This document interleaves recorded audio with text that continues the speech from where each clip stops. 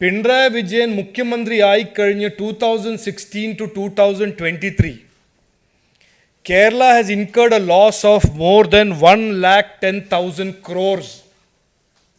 ഇതാണ് loss. The Kerala government and the people of Kerala have had a government under Pinarayi Vijayan that has lost 1,10,000 crores. നമസ്കാരം. കേന്ദ്ര അവഗണനയ്ക്കെതിരെ ദില്ലിയിൽ സമരത്തിനിറങ്ങിയ പിണറായി വിജയന് തിരിച്ചടികളുടെ ഘോഷയാത്രയാണ്. അവകാശപ്പെട്ട ധനസഹായം തടഞ്ഞുവെച്ചുകൊണ്ട് കേന്ദ്രം സംസ്ഥാനത്തെ ഞെരുക്കുന്നു എന്ന് ആരോപിച്ച് ദില്ലിയിലെ പ്രതിഷേധ മാർച്ച് നടത്തുന്ന പിണറായി വിജയന് കുറുക്കിക്കൊള്ളുന്ന മറുപടിയുമായി കേന്ദ്രമന്ത്രിമാരായ വി മുരളീധരനും രാജീവ് ചന്ദ്രശേഖറും. പിണറായി വിജയനെ വെല്ലുവിളിച്ചുകൊണ്ടുള്ള 10 ചോദ്യങ്ങളിലൂടെയാണ് വി മുരളീധരൻ കേന്ദ്ര അവഗണന എന്ന സംസ്ഥാനത്തിന്റെ ആരോപണം പൊളിച്ചടുക്കിയത്. എന്നാൽ അതിൽ നിന്നെല്ലാം തികച്ചും വ്യത്യസ്തമായി മലയാളം അറിയാത്ത രാജീവ് ചന്ദ്രശേഖർ എന്ന കേന്ദ്രമന്ത്രി തനിക്കറിയാവുന്ന രീതിയിൽ മലയാളം തന്നെ പറഞ്ഞുകൊണ്ടായിരുന്നു പിണറായി വിജയനെ ട്രോളിക്കൊന്നത്. അവകാശത്തിനായി ഡൽഹിയിൽ പോയി മുറവിളി കൂട്ടിയ പിണറായി വിജയന്റെ ഉച്ചിയിൽ തന്നെയാണ് രാജീവ് ചന്ദ്രശേഖറിന്റെ വാക്കുകൾ ഇടുത്തിയായി വന്ന് പതിച്ചിരിക്കുന്നത്. And this you should please be aware.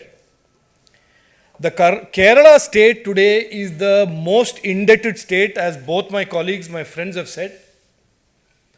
Our own admission, Kerala government's own admission in the Supreme Court. Pinarayi Vijayan Mukhyamantri ആയി കഴിഞ്ഞ് 2016 to 2023 Kerala has incurred a loss of more than 1,10,000 crores. ഇതാണ് loss. The Kerala government and the people of Kerala have had a government under Pinarayi Vijayan that has lost 1,10,000 crores. ഈ drama ചെയ്യുന്നത് അതിൻ്റെ objective is to distract the people from their own mismanagement of the economy. ഇങ്ങനത്തെ ഒരു loss ഉണ്ടാക്കണമെങ്കിൽ ഇതിന് PhD post doctoral call മാർക്സിൻ്റെ ഇൻസ്റ്റിറ്റ്യൂട്ടിൽ നിന്ന് കിട്ടിയിട്ടാണ് ചെയ്യാൻ പറ്റുന്നത്. ഇവിടെ ഈ നാട്ടിൽ 10 കൊല്ലത്തിലെ ഒരു സ്റ്റേറ്റും ഈ തരം ലോസ് ഉണ്ടാക്കുന്ന ഒരു സ്റ്റേറ്റും ഇല്ല. അതിൻ്റെ കാരണം കേരളയിൽ ഇൻവെസ്റ്റ്മെൻ്റ് ഇല്ല, ഇക്കണോമിക് ആക്ടിവിറ്റി ഇല്ല. And I will tell you today, middle ഈസ്റ്റിൻ്റെ റെമിറ്റൻസ് കേരളയിൽ ഇല്ലെങ്കിൽ Kerala would have been a worse state than Sri Lanka during its economic crisis. ഇതാണ് റിയാലിറ്റി. ഇതിനെ ഡിസ്ട്രാക്ട് ചെയ്ത് ഒരു ഒരു ഡിഫറെൻറ്റ് നെറേറ്റീവ് ക്രിയേറ്റ് ചെയ്യാൻ അറ്റംപ്റ്റ് ആണ് ഈ വരുന്ന രാഷ്ട്രീയ നാടകം. മുരളീജി പറഞ്ഞ മാതിരി 57,000 crores കിട്ടിയിട്ടില്ല എന്ന് പറഞ്ഞു ഫൈനാൻസ് മിനിസ്റ്റർ. അവിടെ finance minister of Kerala Nirmalaji അവിടെ പോയി ഒരു അരമണിക്കൂർ അത് ഇരുന്ന് അനലൈസ് ചെയ്തപ്പോൾ ആ 57,000 crores നമ്പർ അങ്ങ് 5,000 crores ആയി. അപ്പോൾ I don't want to add anything more excepting to say ഇതൊരു നാടകമാണ്. അവരുടെ ഇക്കണോമിക് മാനേജ്മെൻറ്റ്, അവരുടെ ഇക്കണോമിക് മിസ്മാനേജ്മെൻറ്റ് കേരളത്തിന് ഒരു ബാങ്ക്രപ്സിൻ്റെ എഡ്ജിൽ കൊണ്ട് വിട്ട് ഒരു സൊല്യൂഷൻ ഇല്ലാണ്ട് കാണുമ്പോഴാണ് ഇവർക്കൊരു പുതിയ സ്ട്രാറ്റജി കാണുന്നത് സെൻട്രൽ ഗവൺമെൻറ് ബ്ലെയിം ചെയ്യാൻ. പ്രകാശ് ജി പറഞ്ഞ മാതിരി സെൻട്രൽ ഗവൺമെൻറ് ഈ ലാസ്റ്റ് 10 yearsൽ സ്റ്റേറ്റ് ഗവൺമെൻറ്റിൽ ഡിവോൾവ് ചെയ്തത് റെക്കോർഡ് നമ്പേഴ്സ് ഓഫ് ഫൈനാൻസസാണ്. അത് കേരളയാണോ, കർണാടകയാണോ, തമിഴ്നാടാണോ, അതാണ് ഫാക്ട്. ഫൈനാൻസ് മിനിസ്റ്റർ നിർമ്മല സീതാരാമൻജി പാർലമെൻറ്റിൽ പറഞ്ഞത് അതാണ് fact. Kerala is the most loss-making, most indebted, nearly bankrupt economy in the country. That is the fact. ഇവർ ജന്തർ മന്തറിൽ ഈ നാടകം ചെയ്യുമ്പോൾ ഈ ഫാക്റ്റിനെ പറ്റി ഞാൻ റിക്വസ്റ്റ് ചെയ്യുന്നു. എനിക്ക് കേരളത്തിൻ്റെ ബഹുമാന്യനായിട്ടുള്ള മുഖ്യമന്ത്രിയോടും ധനകാര്യമന്ത്രിയോടും ചോദിക്കാനുള്ളത് 10 ചോദ്യങ്ങളാണ്. ആ 10 ചോദ്യങ്ങൾക്ക് മറുപടി പറയാൻ ഞാൻ അവരെ വെല്ലുവിളിക്കുകയാണ്. ഒന്നാമത്തെ കാര്യം, 15ാം ധനകാര്യ കമ്മീഷൻ കേരളത്തെ രാജ്യത്തെ ഏറ്റവും കടബാധ്യതയേറിയ സംസ്ഥാനമായിട്ട് നിർവചിച്ചിട്ടുണ്ടോ? കടമെടുപ്പ് പരിധി തുടർച്ചയായി ലംഘിക്കുന്നുണ്ട് എന്ന് ചൂണ്ടിക്കാട്ടിയിട്ടുണ്ടോ?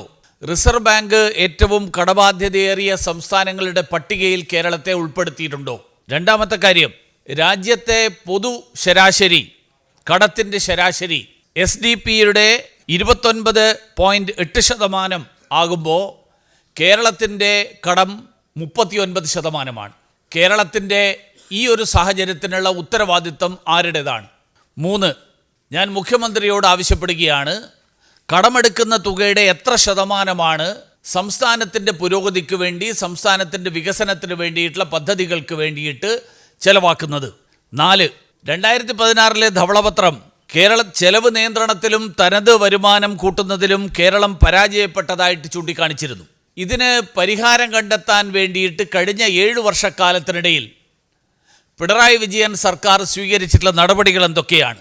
5-ാമത്തെ കാര്യം, കേരളത്തിൻ്റെ പബ്ലിക് എക്സ്പെൻഡിച്ചർ റിവ്യൂ കമ്മിറ്റി 2019 പറഞ്ഞത് ശമ്പളം, പെൻഷൻ, പലിശ ഈ ഇനങ്ങളിലെ ചെലവ് ഏറ്റവും പാരമ്യത്തിലാണ് നിൽക്കുന്നത്.